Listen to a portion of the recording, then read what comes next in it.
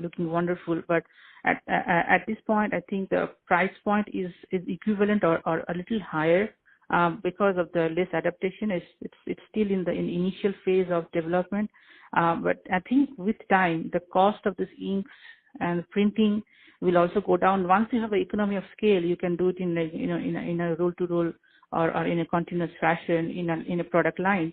I believe that this will definitely be pulled by the car manufacturers. I believe if there is a business opportunity, if there is a market for this, there are a lot of car manufacturers who are easily acquiring this. And it's not a big investment. I mean, if you look into the overall market of the car market, and there is a luxury car market which definitely interested in this.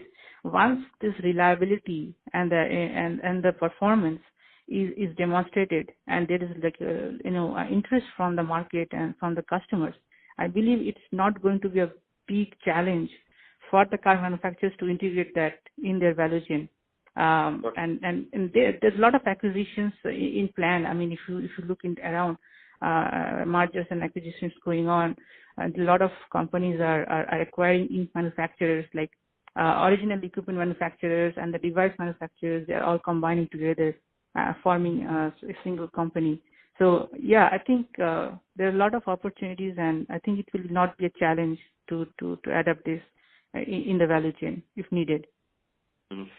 Is there any application already in the market for structural electronics or inbound electronics?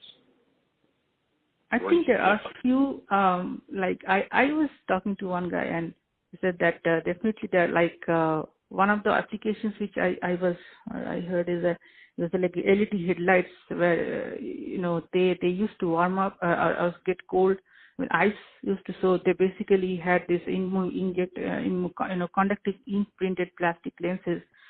So there's one of those. I cannot tell the name of the company. It's really available in but yes, I spoke to that guy, and he said yes, definitely there are. There's one company, Fossica, automotive interior supplier. They are actually demonstrating the in-molded car console interior supply car consoles. So automotive interior supplier. They have demonstrated that. And then I think a lot of companies from like Tech, I know this from VTT spin-off. They have actually done a lot of wonderful work in this domain in the last few years. So I think if you look into like a lot of LED companies, they are integrating these touch sensors in LED-based touch sensors, like where you can turn on and turn off lights and other components, electrical components. Like FlexBrite is one of the companies I know. They are interested in this. It's more European companies, and I think there are a lot of interest in this. But yeah, I think mostly these are the basic startups are very active in this space, like integration, like particularly to Tech. If you look into the control surface demonstrator, they just demonstrated that last 2017, and I know they're actively developing that. It's in the public domain basically. So if they're they have a capacitive buttons on the car console, they have near field kind of wireless communication devices. They have light stripes, like you can touch it and then the light will glow on. So LED manufacturers, it's a very simple thing. A lot of flexible LED manufacturers I know, and OLEDs basically. And then proximity sensing cover is there. So hidden units like which lights up. Very interesting printed graphics and effects within only 3 millimeter injection molded plastics.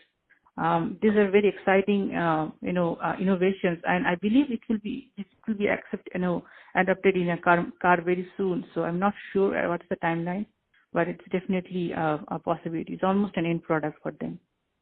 A quick question: would you think are the 2 or 3 OEMs that would be the most likely to adapt this first? Well, I think that. Yeah, that's a good question. I mean, I know DuPont and Sun Chemical, they're very active in this space. They do a lot of OEMs also.